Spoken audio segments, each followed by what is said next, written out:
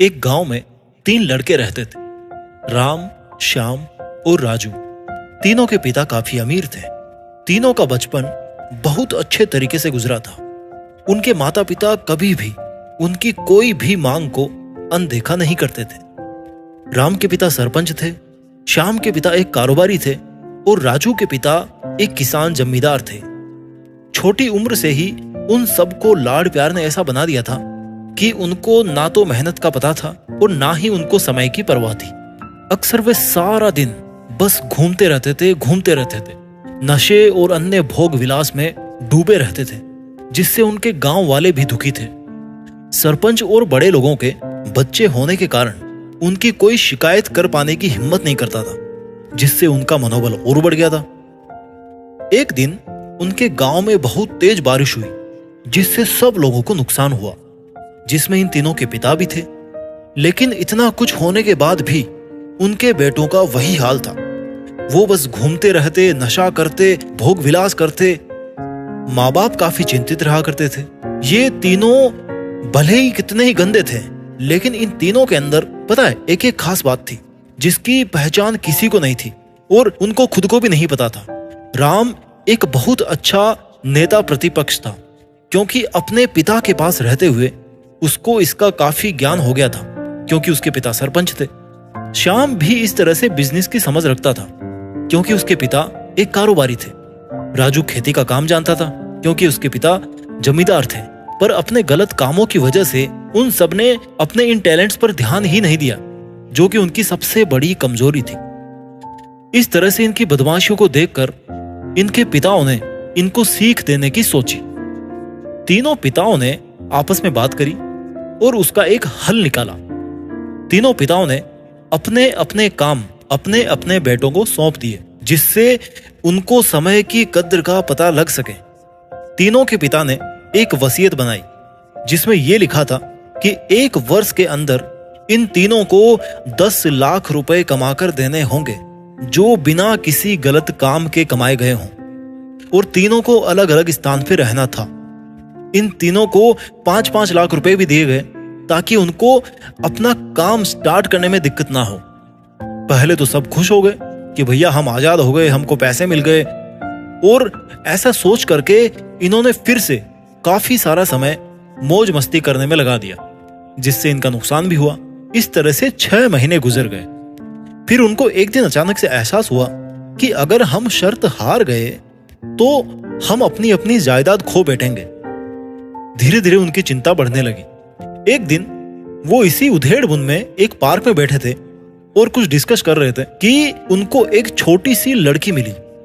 वो फूल बेच रही थी और साथ में पढ़ भी रही थी। तीनों जने उस लड़की के पास में गए। तभी राम ने लड़की से बोला कि बेटी आपकी उम्र क्या है? लड़की ने जवाब दिया कि मैं 12 साल की हूं अंकल। इतना सुनते ही राम ने आश्चर्य से पूछा कि आप इतने छोटे होकर खेल नहीं रहे हो? इस पर लड़की ने जवाब दिया कि मेरे पापा की मौत हो गई है और माँ बीमार रहती है, इसलिए मैं ये काम करती हूं। ये सुनकर राम ने अपना पर्स टटोला। उसके पास जो भी पैसे बचे थे वो उस लड़की को देने लगा। तो लड़की ने बोला, अंकल आप भी फूल ले लो, मुझे बहुत खुशी होगी, क्योंकि अगर मैं आपसे फ्री में पैसे ले लूंगी तो फिर मेरा पढ़ाई में मन नहीं लगेगा, मैं कामचोर बन जाऊंगी, क्योंकि यही समय है जिस समय मैं अपना भविष्य लिख सकती हूं। राम ने उस लड़की से सारे फूल ले लिए और तीनों घर लौट आ गए। उस फूल वाली लड़की की बातों का उन तीनों दोस्तों पर बहुत गहरा प्रभाव पड़ा। रात में तीनों उस छोटी सी बच्ची के बारे में सोचते रहे और उन्हें एहसास हुआ कि वो तीनों कितने गलत थे। तीनों ही दोस्तों को एहसास हुआ कि उनके पास आज भी 6 महीने का समय है अपने पिता के दिए हुए काम को पूरा करने का और भविष्य बनाने का। इसी दौरान सबने सोचा कि अगर बचे हुए समय का सही उपयोग करें तो अभी भी बहुत कुछ किया जा सकता है। इस तरह से बाकी दोस्तों ने भी सोचा और दूसरे शहर में आकर काम तलाशने लगे।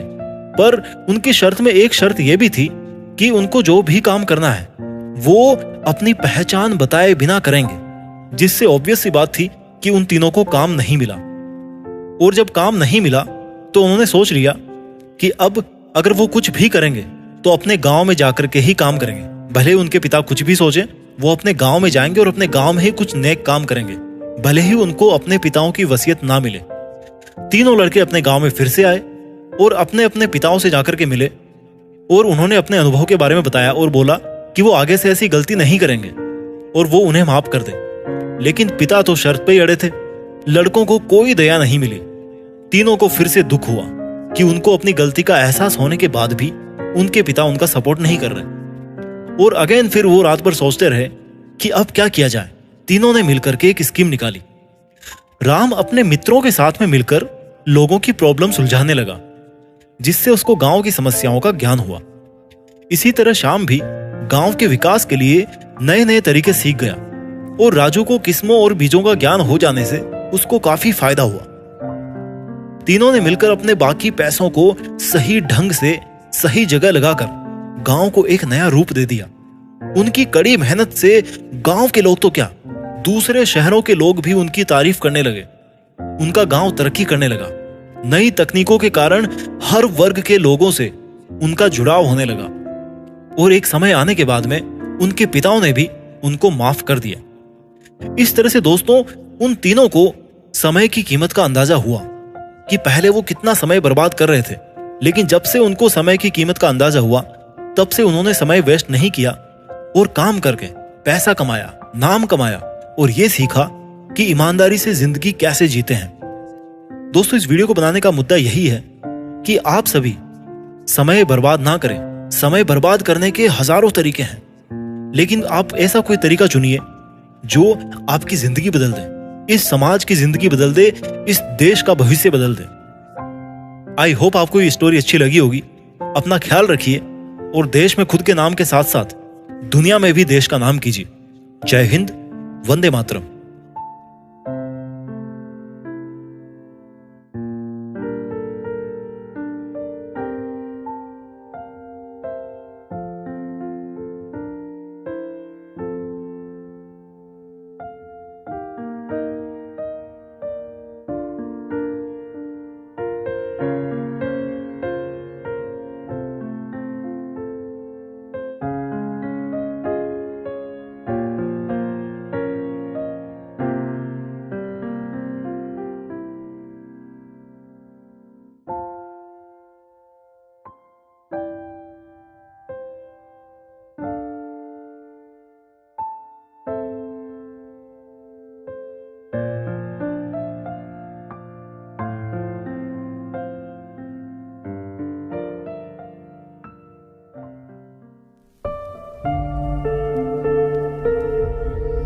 जीत फिक्स।